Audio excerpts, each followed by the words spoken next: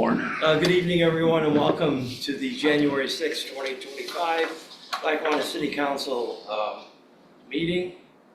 We begin the caucus at 6:30, and that's the opportunity of the council members to discuss and debate, ask questions of the individual line items or agenda items before the formal meeting starts, which is directly after the caucus, wherein the voting actually takes place.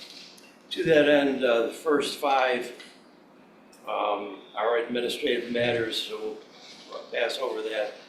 Communications from the council, 6 and 7 are from me. 6 is a reorganizational suggestion for the council to consider.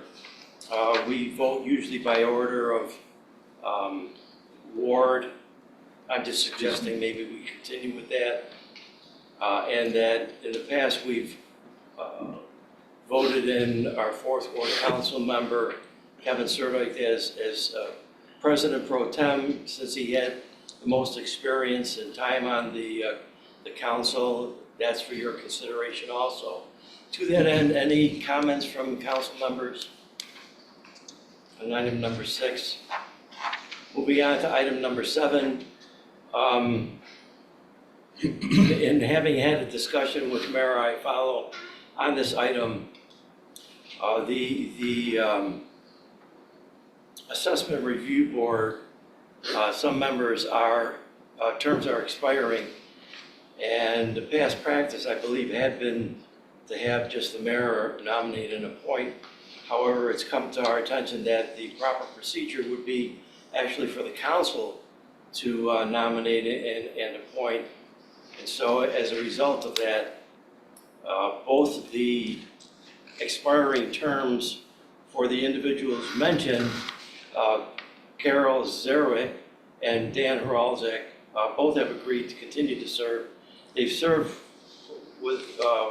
in an exemplary fashion in the past. They have both a very significant wealth of experience in real estate and business, so on and so forth. So I submitted that for the council's consideration. Any of the council members have any questions or comments on item number 7? Yes, I just noticed going over the mayor's letter to us that Right. Mr. Worthling's name is also on it. Yeah, I don't know if he's. I'm sorry. Yes. That's good. Just interrupt it. That's all right. I think it says that he is currently on the board. It says if your honorable body votes to confirm the appointment, his term would expire September 30th, 2028. I don't know. 20 what? 28?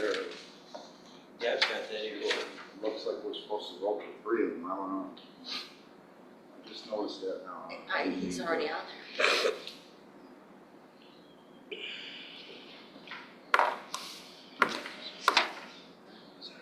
Yeah, sorry. But do you know when his term expires? I'd have to look at my book. Doesn't really matter if he's still on there. We're just extending If he's on now, we could either extend it. Yeah, we might as well add him on. And that's fine. He's no longer, Or we could go to the next meeting, Whatever. whatever you want to he's do. no longer a resident of Lackawanna. Does that impact Yeah, that's whether or another not he question. serves? Yeah, it is I don't think it's a significant issue. We'll ask our city attorney. But I think we're running out of qualified people to serve in those positions. And obviously, his serving on that position, he's a significant property owner, still in the city of Lackawanna, and a significant business person too. And he's served many years in that capacity and others for the city. John, you have an opinion on that? I do. First of all, I believe in the December 10th letter from the mayor. She's just bringing the attention to the fact that Mr. Worthling no longer lives within the boundaries of the city of Lackawanna. His term is effective through September 30th, 2028 already. So he doesn't need to be reapproved tonight. It seems as though that is what is being mentioned in paragraph number 2. It says, I don't know. I If think, your honorable body votes to confirm the appointment, his term would expire September 30th, 2028. I think she may be asking to confirm his appointment, but she's bringing to the attention of the council that he no longer lives within Well, I Lackawanna. know that. I'm just reading that. It Well, looks like we're supposed to appoint him. She asking Well, for a it- reaffirmation? It's, or- it's not clear, and the reason I say that is because the first sentence says, Carol Zurich and Dan Haralczyk, both residents of the 4th Ward, have been members of the City Assessment Board of Review. Their terms have expired. Then she goes into speaking about Fran Worthing, who's also a member, but whose term runs to 2028. So it's confusing, but it doesn't imply that his term has expired also. Otherwise, she would have included him in the first paragraph, I would think. But I don't, Yeah. Okay. Just makes sense to me. the And way I read it, his term's actually expiring before the other people. So he might be expired also now. Well, Grace just indicated his term has not expired. I swore him in last year. Oh, okay, there you go. All right. Did you swear him in good though? Hope it took. There, then they must be on. Yeah, well, I mean, if we could revisit that portion Yeah, of sure. it at a later date. Okay, anyone else? Your Honor, just not, the later date would be the next meeting as a result. This Board of Assessment Review has to be in line by February 14th due to being the tax roll on December 1st. Then there's the certain grievance period, but this board needs to be meeting and discussing any grievances that may be filed, and they will be doing that in mid-February. Okay, and if we approve the 2 vacancies, We have a full Board of Assessment Review. yeah, Yep. I was just clarifying as a result of the second paragraph. John, I think you wrote this letter. That's why we got more confusion here. Despite I may be blushing, I did not write this letter, but I appreciate it. Just kidding. Okay, well, very good. Anything else? If not, then moving on to item number 8 under communication from division department heads. City clerk requests city council act the following resolutions. Number 1, council president pro tem. 2, council meeting dates. And 3, official newspaper of the city of Lackawanna. And the corresponding resolutions are as follows. Any comments, questions by the city council members? I do have a question in regards to resolution number 3. Chuck Clark, I know that we had Business First, local Business First as our official source of newspaper. Do we have to continue with them even if we have our own type of press? We have the newsletter that you publish every month. Is there a need to have an official, legitimate source of press? I don't think that qualifies. Yeah, I don't believe the newsletter qualifies. I believe that the charter says that it's got to be, and again, that was dating back to the days when we had the front page in the Lackawanna Leader. It's got to be a news journal publication that reaches a broad spectrum of people, and the newsletter does not do either. I understand, and it's also Buffalo Business First, although it does reach the masses, I don't know if it really reaches. No, I'll be honest with you. The reason that it won, I do not recall if you were on the council at the time, so forgive me. I don't believe so. We basically priced out legal advertisement and other things that we used to use the front page, and then previously the Lackawanna Lackawanna Leader, nobody can touch Business First on legal ad pricing. With that said, I agree with you. Their circulation here in Lackawanna outside of the business community is pretty small. I mean, I don't know that we have the time to do this, but at any point, I guess you could, open it up again. We could reevaluate the pricing scheme and, other criteria. But at this point, the reason Business First won is because their legal ad pricing, you couldn't touch it. Thank you. Maybe considering like the Orchard Park Sun or whatever, something like that. I don't know what their circulation is or what their. I would have to, we're going back a little while. I believe we did look at the bees and the suns. The Sun is actually, it was at the time, a subset of the Buffalo News. The B Group newspaper is its own newspaper. But they were all in the mix, and again, I believe the criteria, Jeff DePasquale was the clerk at the time, I believe, the criteria came down to pricing on legal advertisement because that's really the bulk of what the paper was used for. But again, certainly can be looked at. That's the only reason it's survived that's the only reason it was chosen, and it's survived up to this point. Joyce Worthling brought up to the attention, because we're publishing a legal notice right now in relation to the in rem. The penny saver may be something to look at, but the other Bs in the other areas, there's an argument that somebody's trying to slip the puck into the net by, that would be like finding a publication in Salamanca to publish Lackawanna legal notices or whatever the case may be, but somebody, a taxpayer can argue, well, you publish that in West Seneca, I'm not reading the West Seneca Bee. I need to know what's happening in my community right then, but the same argument can probably be for Business First, because the circulation. But the law doesn't, the statute doesn't say it's got to be a newspaper or journal that is circulated in the immediate community, does it? I'll have to check, but I think it says something similar to widely Read. It's very Broad. or very published. vaguely worded. It is. Yeah, if I recall. Yeah, I will be honest with you, there probably is not, in today's environment, there probably is not a print publication that meets the old days of the front page in the Lackawanna Leader. Those days are gone. So, I mean, if you're looking to say, I want a broader brush, the Buffalo News is your broadest brush. It would happen mostly in the online forum, but you would be paying, as Ms. Worthling is realizing with, the in rem ads, it's expensive. So again, certainly something we can open the box and relook at, but that was the criteria we used when we originally picked them.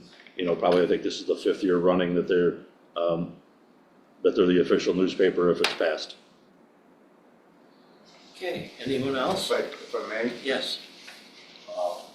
John, if you would check with Nikon too.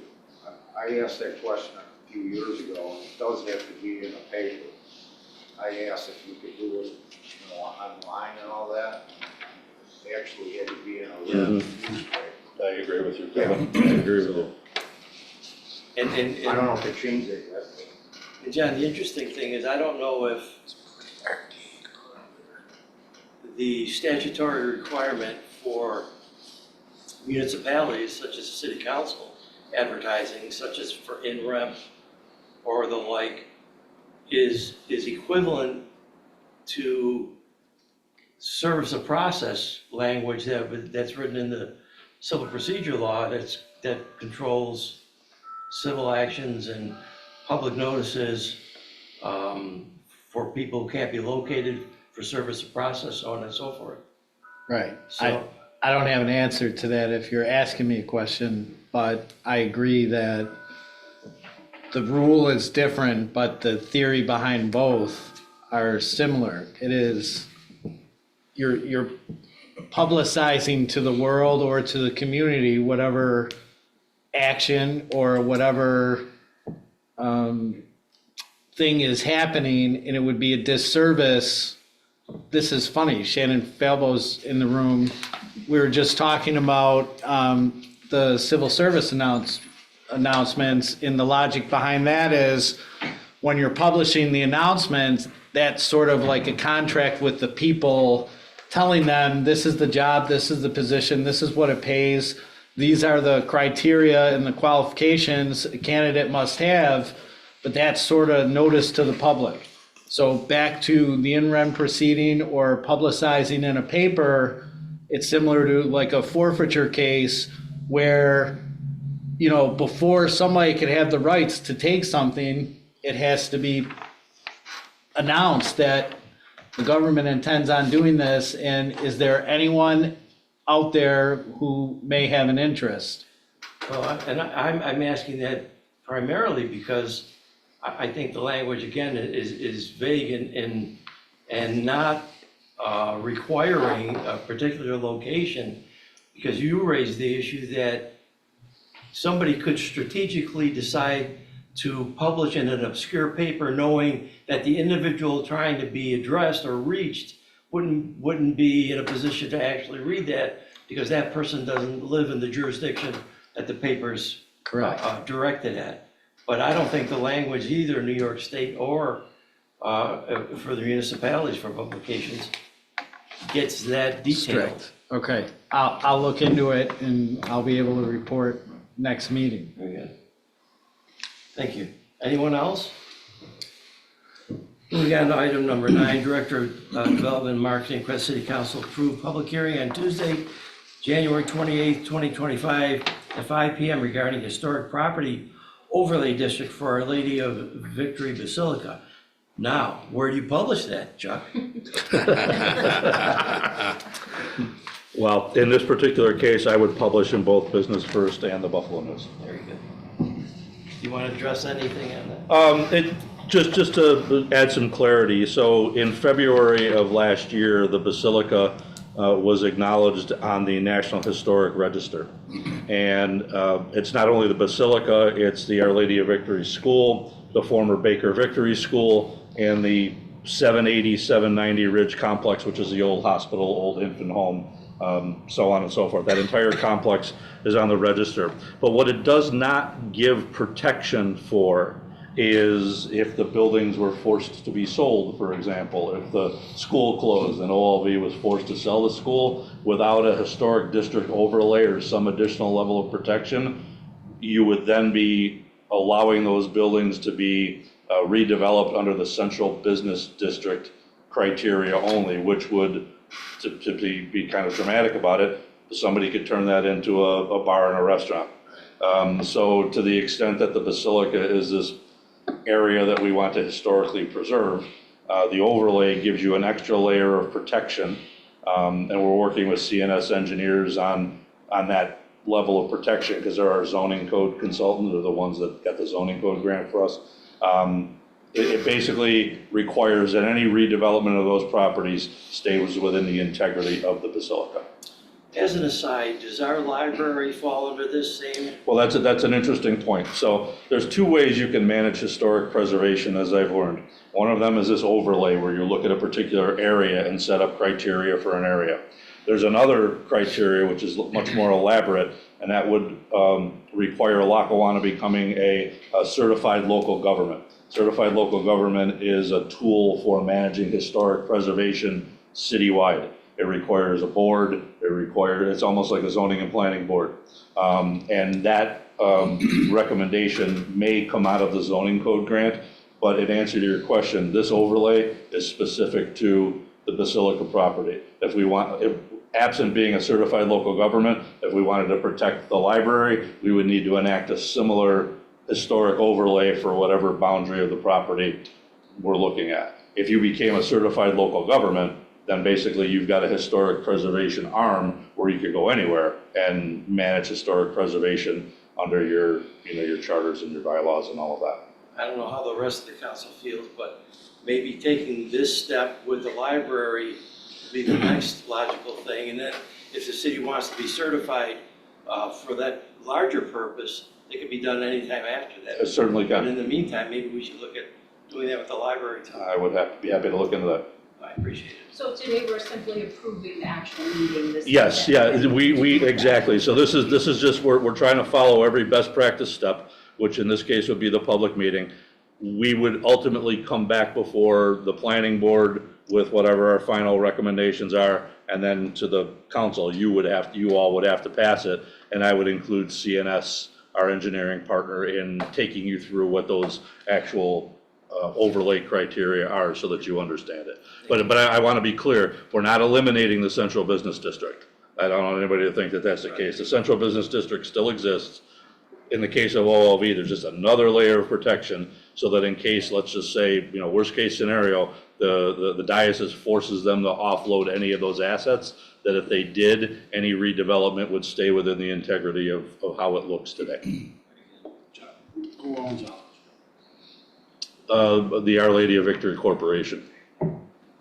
So does this have to dovetail with like the state's historical preservation boards? Does this? Well, if we became, so this overlay would follow those best practices, but if the city of Lackawanna, I keep saying we, if the city of Lackawanna became a certified local government, we would have to follow to the letter the state historic preservation guidelines. And they would pretty much monitor whatever, if this was to be redeveloped, they would have to put the. Oh, yeah, you would have to follow all of those criteria.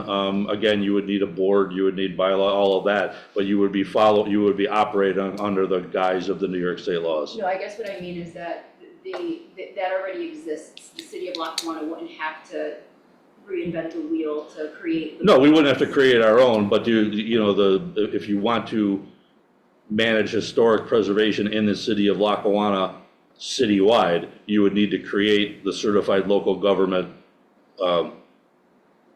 structure, including a board, so that you could look at any of those properties anywhere. You wouldn't have to go through and do an overlay every single time you want to protect something. You literally, manage it under the bigger guise of that. And then that would create opportunities funding-wise for these buildings if they ever required any Absolutely. renovations. because they're Absolutely. specific. But it is and again, a rather deep topic.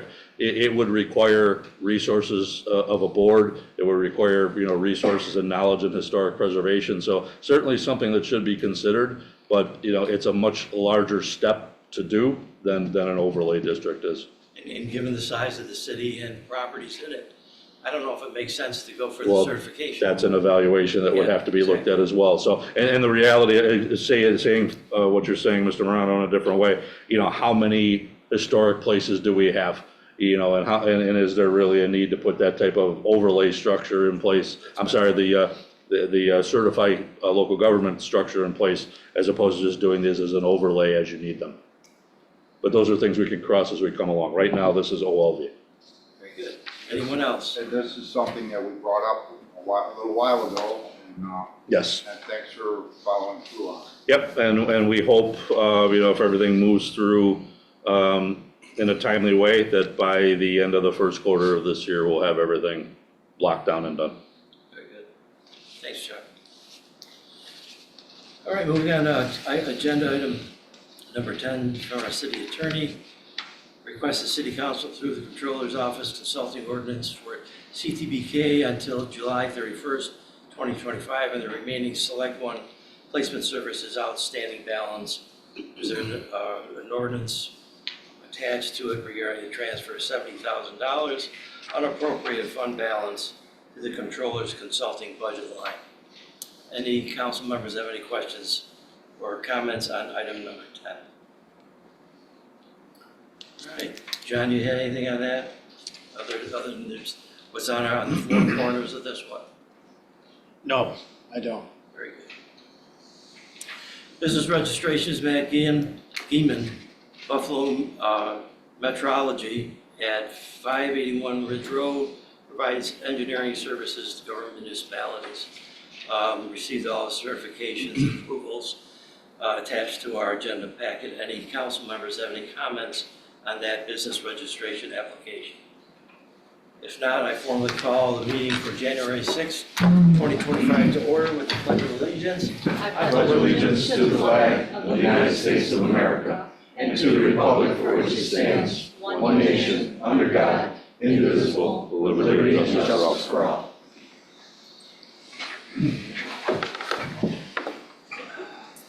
City clerk, take roll, please. Maflahe? Present. Anderson? Moretti? Here. Sirdike? Present. Morano? Here. Law Department? Here. Development and Marketing? Here. Public Safety? Here. Recreation? Here. Public Works and Assistant Comptroller have been excused. Hearings? No hearings from citizens. Approval of the minutes of the regular meeting of December 16th, 2024.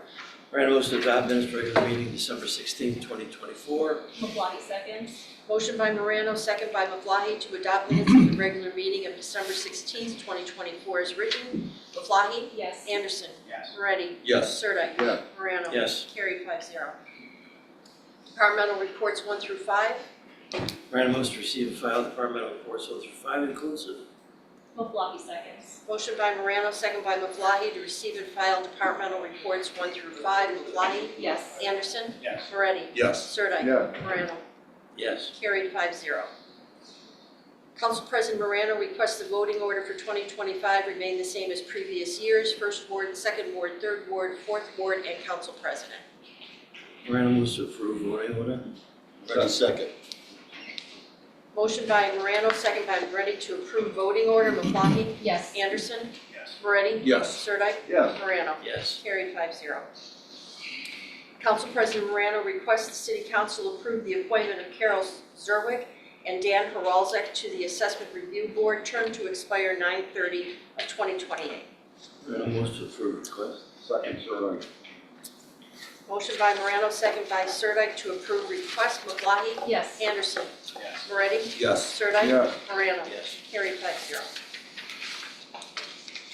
City Clerk requests the approval of the following resolutions. 1, 2, and 3, Council President Pro Temp for 2025, council meeting dates for 2025, and the official newspaper of the City of Lackawanna for 2025. Morano moves to receive and file act on resolutions 1 through 3. Maflahe seconds. Motion by Morano, second by Maflahe to receive and file act on resolutions 1 through 3. Maflahe? Yes. Anderson? Moretti? Yes. Sirdike? Yes. Morano? Yes. Carried 5-0. Resolution number 1, whereas Chapter 3, Section 3.5 of the City Charter of the City of Lackawanna provides that the City Council may elect from its members a Council President Pro Temp who shall serve at the event of the Council President's absence or disability. And be it resolved that the Council member, Kevin R. Sirdike, Council member of the 4th Ward, is hereby selected and appointed to be Council President Pro Temp for the year 2025. Morano moves to adopt resolutions written. Maflahe seconds. Motion by Morano, second by Maflahe to adopt resolution as written.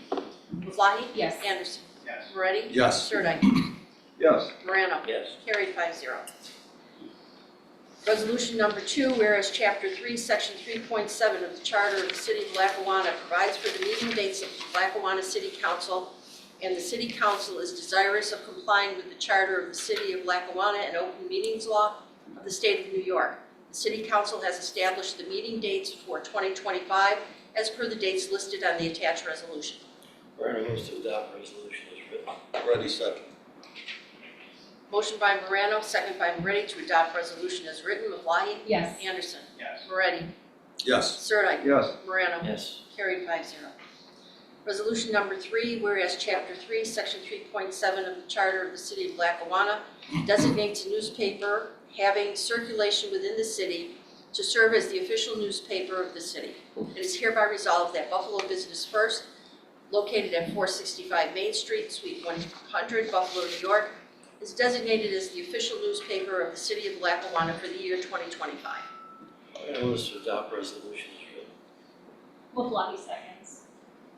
Motion by Morano, second by Maflahe to adopt resolution as written. Maflahe? Yes. Anderson? Yes. Moretti? Yes. Sirdike? Yes. Morano? Yes. Carried 5-0. Director of Development and Marketing requests the City Council approve a public hearing on Tuesday, January 28, 2025 at 5 p.m. regarding historic property overlay district for the Our Lady of Victory Basilica. Morano moves to approve request. Ready, second. Motion by Morano, second by Moretti to approve request. Maflahe? Yes. Anderson? Yes. Moretti? Yes. Sirdike? Yes. Morano? Yes. Carried 5-0. City Attorney requests the City Council approve the Comptroller's Office Consulting Ordinance for CTBK until July 31st, 2025, and the remaining Select One Placement Services outstanding balance. Morano moves to receive and file act on ordinance. Maflahe seconds. Motion by Morano, second by Maflahe to receive and file act on ordinance. Maflahe? Yes. Anderson? Yes. Moretti? Yes. Sirdike? Yes. Morano? Yes. Carried 5-0. An ordinance amending the 2024-2025 budget ordinances to transfer $70,000 of unappropriated fund balance to the Budget Code Comptroller Consulting. Morano moves to adopt ordinance as written. Maflahe seconds. Motion by Morano, second by Maflahe to adopt ordinance as written. Maflahe? Yes. Anderson? Yes. Moretti? Yes. Sirdike? Yes. Morano? Yes. Carried 5-0. Business registration, Matt Gieman, Buffalo Metrology, Inc., 581 Ridge Road, provides services, engineering services to government and municipalities. Morano moves to approve business registration. Anderson second. Motion by Morano, second by Anderson to approve business registration. Maflahe? Yes. Anderson? Yes. Moretti? Yes. Sirdike? Yes. Morano? Yes. Carried 5-0. Council members, any table items of old business anyone wishes to bring up at this time? If not, Morano moves to adjourn in the memory of one of our police officers, Rick Zybert's mom has passed away. And we extend our sincere condolences both to Rick and his wife Linda and of course their family. At all. Motion by Morano, second et al. To adjourn meeting in memory of Rick Seibert's mother, who passed away recently. Maflahe? Yes. Anderson? Yes. Moretti? Yes. Sirdike? Yes. Morano? Yes. Carried 5-0. Meeting is adjourned. Thank you all.